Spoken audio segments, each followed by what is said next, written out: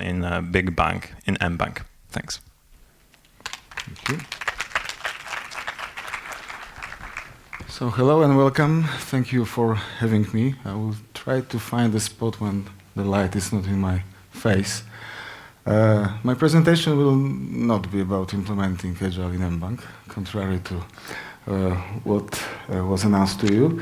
It will be a collection of my reflections from the 3 Agile implementations I had in my life. It was very hard to convince me actually to come and speak to you for many reasons. Part of the reasons are that I don't think I have anything useful for you to say. I have more questions than I have answers. But I think the organizers convinced me that if you look at the agenda, you have plenty of people with answers, plenty of people with great cases, so you might be able to handle one guy who has just questions. What are my credentials to talk to you, maybe? I started my career, my serious career, in Roche. It's a pharmaceutical company, and I hope you will start to notice a pattern, because in pharmaceutical company, if you make bugs, people die. I went to a lot of conferences. It was great to be. I think I met Mr. Nyberg in 2009 in Aarhus.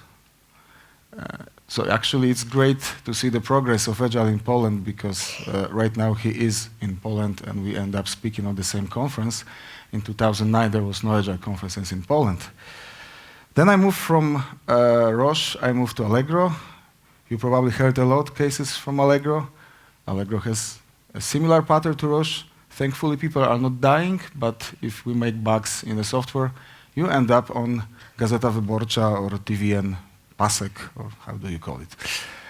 Then I decided to move to mBank, and if ending up on the Pasek in TVN or in Gazeta Wyborcza or making people die was not enough, currently I'm working in an organization, then if we fail, we are creating, and that's a legal term, I think we are creating a systemic risk to Poland.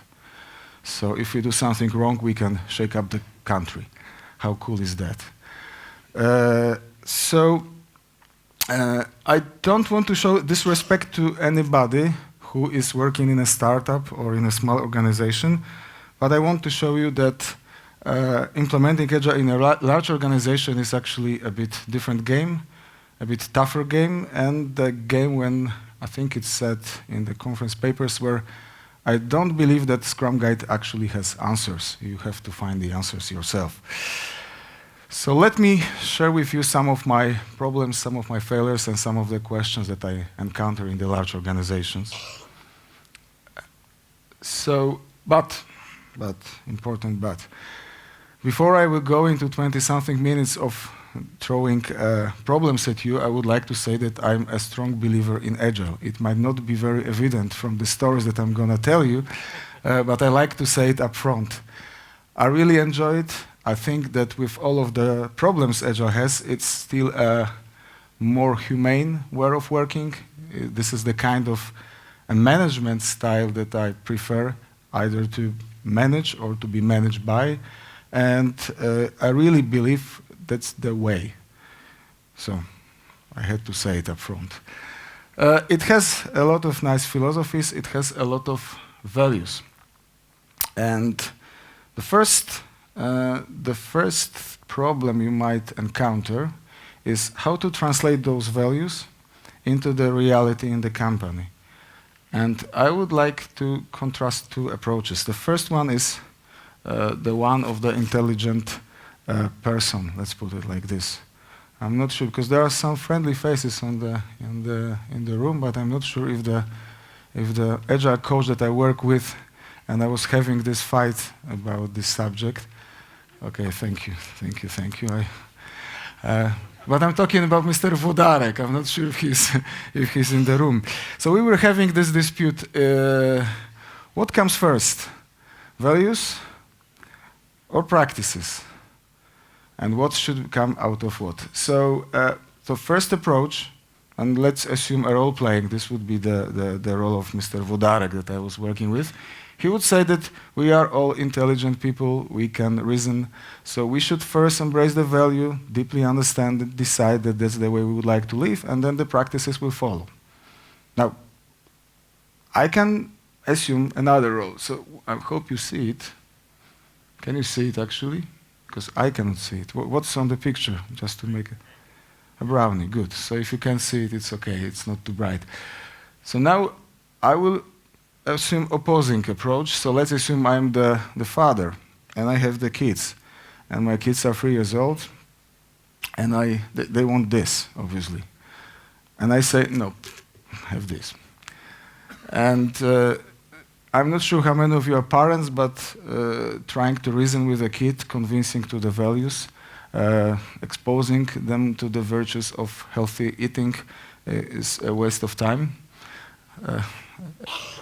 Okay, just to be frank, at least my kids, I'm not speaking for yours.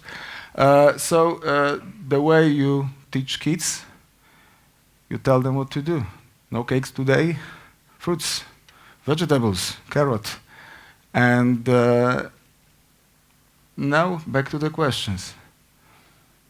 Should we go in the large organization from values to practices? Or should we enforce practices and hope that the values will emerge? And I don't have a clear answer. I'm just saying that I have a large collection of failures, at least in the angle of first teaching the values and then expecting the practices to emerge. And personally, I have some not so little successes in enforcing, practicing, and seeing values emerging out of them. So I'm not going to tell you what's going to work for you in your organization, but think about it for a moment. Done. Now, Scrum bots, that's another subject. I remember when we were learning about Scrum, there was this concept of Scrum bot, which was used to make fun of all of these stupid waterfall organizations around there, trying to implement Scrum but not following the Bible. And everybody who is using the but excuse is obviously a bad person. And it sounded very good on the trainings. It was a good source of laughs, etc. We had a lot of anecdotes. But then you go to the large organization and you try to implement Scrum or any Agile methodologies, and what you quickly realize that you are gonna live in a world of Scrum bots for the next, how many years, I don't even know, for the foreseeable future. Because you cannot possibly hope to convert the whole organization into the whatever is your right model overnight. Okay, maybe if you are a 6-person team and you agree on something, then you can do it. But in anything larger, you cannot do this. It will take you literally years, or you maybe never do it at all. So the question, should you approach the problem with laughing, making fun of this, making fun effectively of your people, of yourself, or should you actually actively accept it and say that this is the part of implementing Agile in a large organization?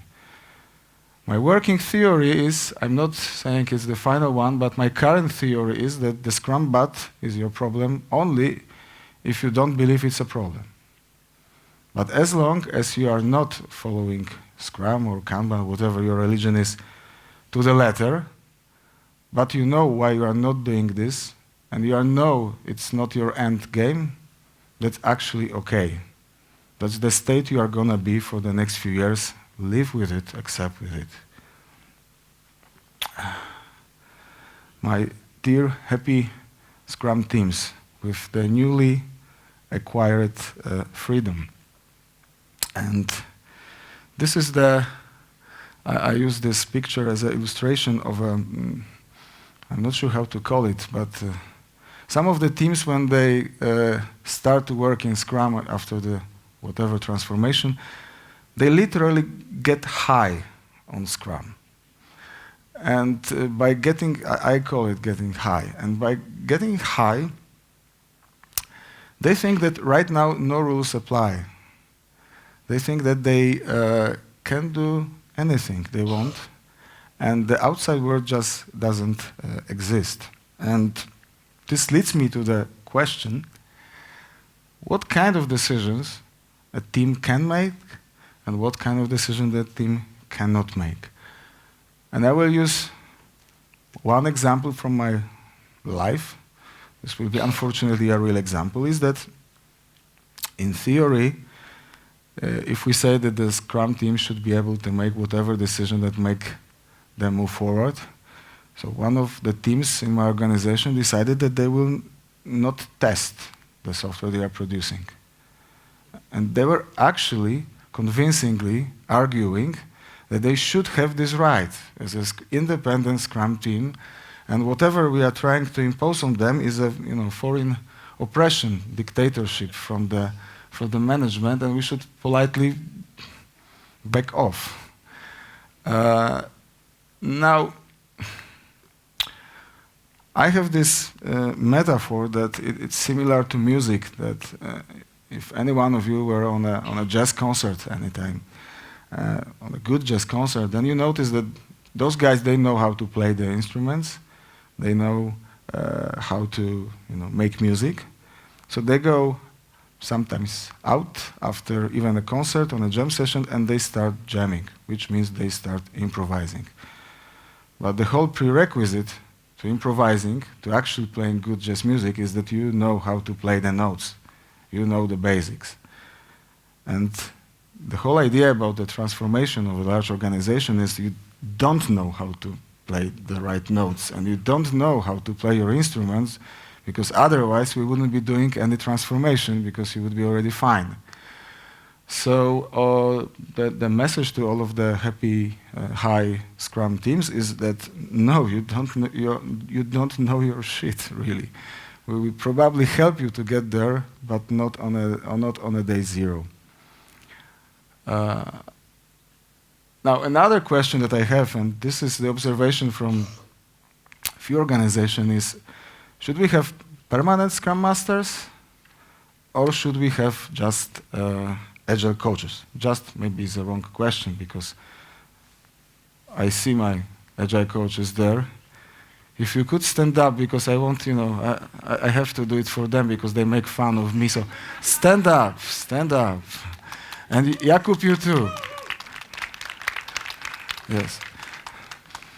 And this is, part of the message from this presentation should be that, these are the most brave people in this country, really. And part of my, Jakub's recruitment speech is that you could make Agile in a small company. You could even start a startup. Come work for us. If you do this, you're gonna be a legend. If you do it right. So, permanent Scrum Master or Agile coaches. My problem is that if we are looking for a very good Scrum Master, we might be looking for a person that just doesn't exist. And it's not about competencies, it's about human psychology.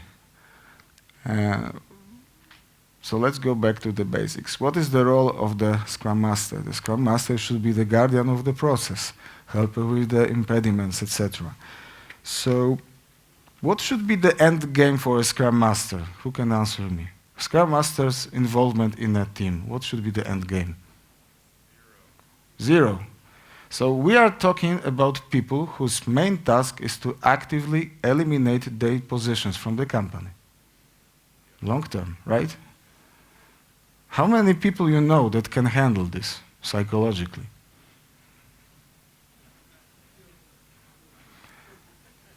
So the question for you, if we haven't proved it yet, but at least I put a bit of seeds in your minds. It's in how many organizations? Because I also had this I'm not sure, a joke or a proverb that a good Scrum Master can handle 2 teams, but the great one can handle 1, right? So imagine you have this great organization with 30 teams, and you have 30 Scrum Masters, and they are doing a great work. In how many organizations the Scrum Masters will start to be the problem after some time, because they will start inventing the reasons for their own existence? So that was my observation. unfortunately. Currently, I'm not saying this is my endgame scenario. Currently, I'm leaning more toward the Agile coach model and having somebody performing the role of Scrum Master, but also doing something else in the team. Because I just don't believe that psychologically there is enough people who can actively work long-term to eliminate their own position. Last but not least, the management. This is always the hot topic in any Agile organization. And this is something that I have a bit of a problem also with the Scrum Guide itself. Because I don't think that avoiding the fact that we are implementing Agile in the organization when unfortunately management exists is the answer. And I don't really also think that we should let everybody figuring it out on their own. Because at least for the project managers, the answer is simple, you don't need them, right? But for the line management, we just pretend that somehow it will solve itself this way or another. And in every single organization that I was implementing Agile so far, this problem arose rather sooner than later, that the management asked, okay, so why are we here? Then the people started to have conflicts with the management because I think I showed you already the slide about the hippie Scrum teams getting high on the newly acquired freedom. And what I think? So let's look at the example of a typical Scrum team in a typical organization that tries to become Agile. And it will be even less about the Scrum itself, it will be more about just the technical capacities. We are having this newly formed team. We let them be, we give them product, and they start to do something. After the first sprint, they showed us something, but it was not really what we were looking for. So we tell them, okay, it's a Scrum team, we give them feedback, they should work it out. The answer is in them. Another sprint passes. We still don't have the result we were looking for, but we say, yeah, you know, they are learning. It's a learning curve. Producing software is a learning exercise. We need to give them time. And sprints are passing until we know that, no, there is no answer in them. They are, and it will be harsh word because it happens in the organization, they are just weak. They are not as good engineers as we thought they are. And none of the internal team dynamics can either make them smarter or they can make them admit that they cannot handle the task. This is where the managers enter the scene, because at the end of the day, we need to get paid somehow in the company. At the end of the day, we have some commitments. And to a certain degree, the management, for instance, this is just one example, should be the safety layer. That sometimes, you know, let the team be on their own, and sometimes tell them, guys, not this way, not this way. The management role could be also to take away the product from the team. The management role should be also to hire and fire. And by the way, again, from my personal experience, the ability of the Scrum teams to actually getting rid of the bad performers is, at least in Poland, vastly overrated. I actually don't recall a single successful instance of them without management involvement. So my problem here is the Scrum Guide doesn't mention managers. I think we are all struggling with it, and I think we shouldn't find out this answer on our own every single time we try to implement Agile. And now I was informed that it was just 10 minutes left, and I ran out of my questions. So maybe you can have some questions. Okay, so in the team that was failing and failing, did you have a Scrum Master there? Yes, I did. And? So when Scrum Masters are not important, so you need Agile coaches, or the Scrum Master was also failing? But okay, let's make a step back and let me tell you what I really meant. So if you have a problem with competencies in the, so I'm not seeing you because of the light here. Okay, so stay. No. Go there. There is light. Don't go to the light. Don't. So, if you have the problem with the competencies in the team, but you see that the people are really trying hard, and you have the Scrum Master who is organizing the project, and you don't really have a problem of will, you don't have the problem of mindset, you don't even have the problem of process, you just don't have the right answers from the technical perspective, even the best Scrum Master will not help you to get the answers. So that's what I'm saying, that in that case, you need adult supervision, or whoever, you call it the architect, or you call it the manager, to sometimes make the decisions instead of the team, and sometimes even overturn the decisions of the team. I can give you, let's say, artificial example. It's not from that particular team I meant, but it's another story I had, was that I was working with the team of Ruby on Rails developers. And they were dumping a lot of data into a database. And this data should be correlated with some other data, etc., and it was written in the normal way you write it in Ruby, connecting to the database, then records. Started, and it looks like the amount of data we need to pump, it was not interactive application, so we could wait, but we had to wait a week. And it was a powerful machine somewhere in the cloud. And for them it was okay. And then I asked, okay, if it fails in the middle, you have to repeat it. Another week. And then I let them figure it out for, I don't know, a month maybe, using different targets. And then I told them, look guys, I'm an old guy. When I was young, we were using the shell scripts, consoles, pure SQL, and this kind of shit, the normal bank with this amount of data is doing overnight, 3 times. So this is for me the moment when, after they fail, at certain point in time, you as a manager, you get in and you intervene. You cannot wait indefinitely until they figure it out eventually. They were not cross-functional enough. There is this theory that you mix it enough, it will be better, but we have the saying that the tea will not get more sweet if you mix it faster. So sometimes you just don't have these competencies at all. Yeah? And that if you have ambitious teams, it's very hard for them to admit it, also to themselves. And that's where the Scrum Master shall Of course. You are the Scrum Master. Maybe, no. I'm a coach actually, but what I see is that involvement of me as an Agile coach is not enough. Scrum need a good Scrum Master that's actually there and see the problems and helping. And in these situations, you had a problem that no one helped you with. So the Scrum Master didn't do the right job. I think the Scrum Master actually did the right job, because let me be a non-technical person for a second. Let me be the business person.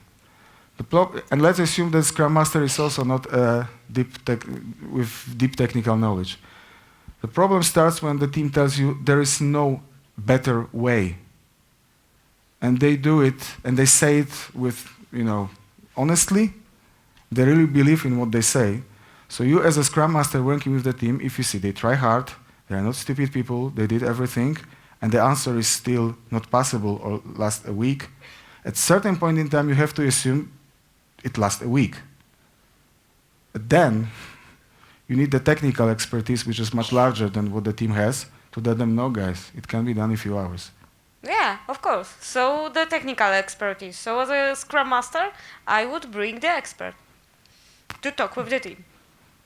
This is where I think you need a management to tell them, the team, to shut up and do what this guy tells you. But it's just my opinion. It's just my story and just my, my questions. If you have different approach and it works for you, great. Okay, so let me show you the difference. If I bring the expert that is able to convince the team, at the end the team do what what there is to be done. So if they are convinced, they will do it better than if you are just put under foot. I know, and I agree with you. And in many situations, that's the best approach. Unless in 2 days you need to launch the product because you just bought 20 millions worth of advertising campaign in the television, and you don't have time to let them mature and get, to the right answers. This is life. And sometimes you need to balance the growth of the team with the reality of the business. If I have a choice, I would let them grow to this point. Sometimes I just don't have this choice. So you assume that they will not believe the expert. Sorry? You assume that they will not believe the expert. Oh, I've seen it many times in my life. Especially when it's external expert and is proposing not their technology. Okay, I will not guarantee you anything because I'm not in that particular situation. But this is the matter of which approach solves more situations, the one with the manager or the one with a good Scrum Master and a team that is motivated enough to deliver the product to believe someone external. Yeah, I was just going to suggest, thank you, Krzysztof, thank you very much.